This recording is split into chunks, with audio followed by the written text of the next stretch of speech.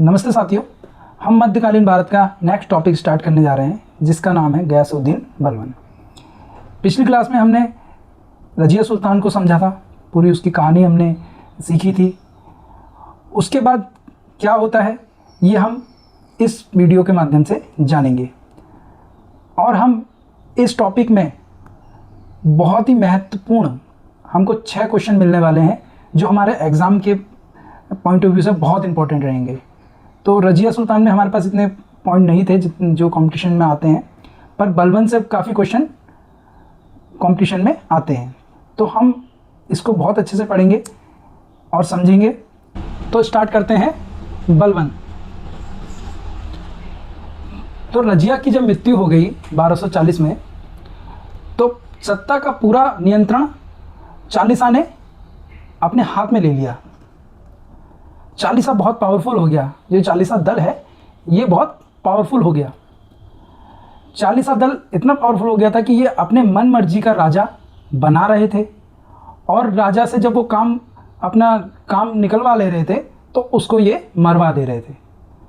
तो इस चालीसा दल में से एक व्यक्ति जो बहुत महत्वाकांक्षी व्यक्ति था जिसका नाम था बलबन, गयासुद्दीन बलबन। तो पहले हम गयासुद्दीन बलबन के बारे में थोड़ा जान लेते हैं। एक इल्तुतमिश का ये गुलाम था। इल्तुतमिश का ये बचपन से ही बहुत बुद्धिमान व्यक्ति था। ये अपनी बुद्धिमानी से ये चालीसा दल का सदस्य भी बन गया और अपनी बुद्धिमानी से इल्तुतमिश के पोते जिसका नाम था नसरुद्दीन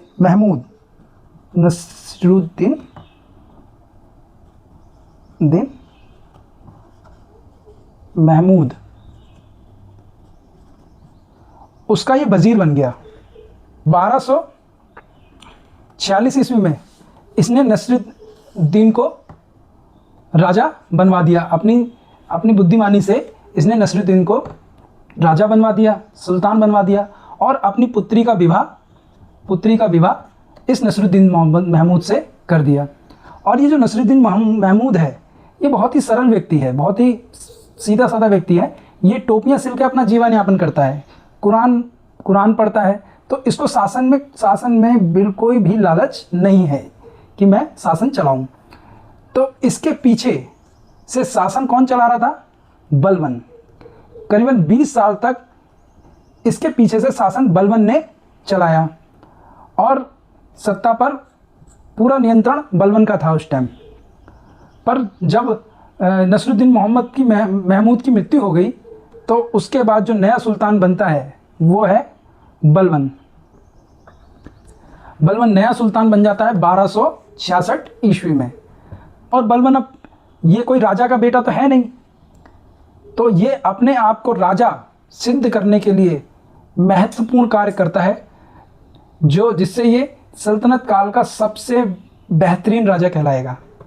तो वो कार्यों को हमको पढ़ना है और वही कार्य जो इसने किए हैं वो एग्ज़ाम की पॉइंट ऑफ व्यू से बहुत ही महत्वपूर्ण पॉइंट है जो एग्ज़ाम में आते ही आते हैं। तो हमें वो 6 बिंदुओं को याद करना है जो 6 कार्य इसने किए। बलबन के 6 कार्य, इन 6 कार्यों को अगर हम सीख लेंगे तो हमें पूरा बलबन कंपटीशन में कहीं पूछ लेगा। तो हम बलबन से अगर कोई भी क्वेश्चन पूछ लेता है तो हम उन क्वेश्चनों को आसानी से कर ले जाएंगे। तो स्टार्ट करते हैं 6 कार्य बलबन के। सबसे पहला कार्य इसने क्या किया? अपने आप को राजा सुल्तान बनने के बाद इसने सबसे पहला काम क्या किया? इसने ये देखा कि जो ये चालीसा दल है, चालीसा दल ये पावरफुल तो है ही और उसी चालीसा दल का ये सदस्य भी है और ये सुल्तान बन गया। तो बाकी जो चालीसा दल हैं इससे घृणा तो करेंगे ही करेंगे। तो ये कब इसको मार दें और खुद सुल्तान बन जाए ये इसको पता था। तो इसने अपना पहला काम ये करा, इसने चालीसा दल का अंत करवा दिया। पहला काम है चालीसा दल समाप्त। चालीसा दल को समाप्त कर दिया इसने। चालीसा दल के जितने सदस्य थे उन कुछ को मरवा दिया, कुछ को जेल में बंदी बना दिया। ऐसे करके इनने चालीसा दल को खत्म कर दिया। ये इसका पहला महत्वपूर्ण कार्य है। दूसरा महत्वपूर्ण कार्य इसने ये करा, इसने सिजदा और पैबोस जैसी प्रथा चलाई। सिजदा पेबोस। सिजदा पेबोस क्या है? तो ये इंपॉर्टेंट क्वेश्चन है एग्जाम का कि सिजदा पेबोस किसने चलाया था। तो सिजदा पेबोस पहले हम जान लेंगे होता क्या है।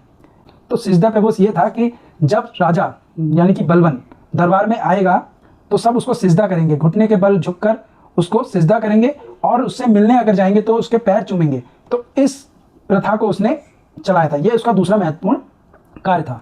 उसका तीसरा महत्वपूर्ण कार्य ये था कि उसने राजत्व का सिद्धांत दिया। राजत्व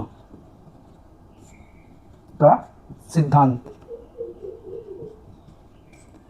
अब ये राजत्व का सिद्धांत, इसका मतलब ये होता है कि इसने अपने आप को ईश्वर का प्रतिनिधित्व घोषित कर दिया। मत कहने का मतलब ये है, गयासुद्दीन जो बलबन था ये किसी राजा का बेटा तो था नहीं, तो लोग ये ना समझें कि ये राजा ऐसे ही है, ये हमारा राजा नहीं है। तो उसने अपने आप को बड़ा दिखाने के लिए ये कहा कि मैं ईश्वर का प्रतिनिधि हूं और ईश्वर ने मुझे चुना है राजा बनने के लिए। राजत्व का सिद्धांत बलबन ने दिया था। चौथा काम उसने ये करा, उसने नव वर्ष पर, भारत में नव वर्ष में नौरोज त्योहार चलाया। ये नव वर्ष का एक त्योहार था जो फारसी त्योहार था, इसको मनाना इसने स्टार्ट करवाया। इसका पांचवा काम क्या था? इसने दीवान ए आरिज नामक सैन्य विभाग की स्थापना करी। दीवान ए आरिज, ये सैन्य विभाग इसने मंगोलों के आक्रमण को रोकने के लिए बनाया था। मंगोलों के आक्रमण बहुत हो रहे थे तो उसको रोकने के लिए इसने दीवान ए आरिज बनाया था। इसका छठा क्या था? ये एग्जाम की दृष्टि से इन सब में से सबसे महत्वपूर्ण पॉइंट है। छठा कार्य, इसने लौह एवं रक्त की नीति को अपनाया। लौह एवं रक्त की नीति को, लौह एवं रक्त की नीति अपनाई। ये एग्जाम के पॉइंट ऑफ व्यू से सबसे महत्वपूर्ण कार्य है गयासुद्दीन बलबन का कि लौह क्वेश्चन, एग्जाम में क्वेश्चन पूछा जाता है कि लौह एवं रक्त की नीति किसने चलाई थी? तो लौह एवं रक्त की नीति बलबन ने चलाई थी। और ये भी पूछा जाता है लौह एवं रक्त की नीति का मतलब क्या होता है? तो लौह एवं रक्त की नीति का मतलब ये था कि इसने अपने दिल्ली सल्तनत के आसपास जितने भी डाकू थे, जितने भी वहाँ पर विद्रोह हो रहे थे, उनको ख़त्म करने के लिए सीधा आदेश दे दिया था जान से मारने का। कि जो इनने पूरे जंगल साफ करवा दिए, इनने जितने भी डाकू थे, जितने भी विद्रोही थे, उन सबको मरवा दिया और रोडों के किनारे टंगवा दिया कि कोई भी सत्ता के विरुद्ध अपना विद्रोह नहीं दिखा पाए। तो ये थी लौह एवं रक्त की नीति। बलबन जो है जब दरबार में बैठता था तो दरबार में उसने ये काम किया था कि उसने दरबार पे हंसने पे पाबंद लगा दिया था, शराब पीने पे पाबंद लगा दिया था और मजाक करने पे पाबंद लगा दिया था। और ये खुद भी जब बैठता था दरबार में तो बिल्कुल नहीं हंसता था, कोई भी, पूरी शांति दरबार में रहती थी। और इसके जो बॉडीगार्ड थे वो तलवार लेके खड़े रहते थे, जिससे पूरे दरबार में खौफ बना रहे। ये खौफ बना के शासन करना चाहता था, क्योंकि इसका मानना ये था कि अगर ये किसी को छूट देगा तो वो इस पर तुरंत पलटवार करेंगे, क्योंकि ये किसी राजा का पुत्र नहीं है। तो इस चीज़ को इसने इन पॉइंटों के माध्यम से अपने आप को एक महान राजा, अपने सल्तनत काल का अपने आप को बनाया। इसका जो पुत्र था, इसका अंत कैसे हुआ? अंत ऐसे हुआ, इसका जो पुत्र था, इसका पुत्र जिसका नाम था शहजादा मोहम्मद,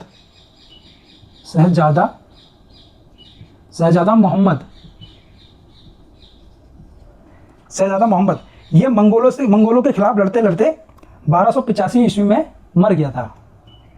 और ये अपना उत्तराधिकारी इसी को बनाना चाहता था। ये अपने पुत्र से बहुत प्रेम करता था, बहुत प्यार करता था। तो ये दरबार में, जब ये दरबार में आता था तो वहाँ तो ये अपना जैसा रहता था पूरा वैसे ही रहता था, पर रात में जब अपने अकेले कमरे में जाकर फूट फूट कर रोता था अपने बेटे की याद में। और इसी कारण ये बीमार पड़ गया, अपने बेटे की याद में बीमार पड़ गया और 1287 ईस्वी में गयासुद्दीन बलबन की मृत्यु हो गई। तो ये था गयासुद्दीन बलबन। तो हम एक बार ये पूरा इसके कराए गए 6 कार्यों को हम एक बार फिर से रिवीजन करेंगे, क्योंकि यही महत्वपूर्ण है इस गयासुद्दीन बलबन के एग्ज़ाम पॉइंट से सबसे महत्वपूर्ण कार्य यही हैं। तो हम इसके 6 महत्वपूर्ण कार्य पढ़ते हैं जल्दी से। तो गयासुद्दीन बलबन के 6 महत्वपूर्ण कार्य, इसने 6 महत्वपूर्ण कार्य करे। इसने पहला काम क्या करा, इन्हें चालीसा को समाप्त कर दिया। इनने चालीसा दल को पूरा समाप्त कर दिया, किसी को मरवा दिया, किसी को जेल में डलवा दिया। दूसरा कार्य इसने क्या करा, सिजदा पैबोस जैसी प्रथा चलाई, जिसमें दरबार में आने पर, राजा के आने पर सभी लोग उसको सिजदा करेंगे और उसके पास अगर कोई जाएगा तो पहले उसके पैर चूमेगा, पैबोस।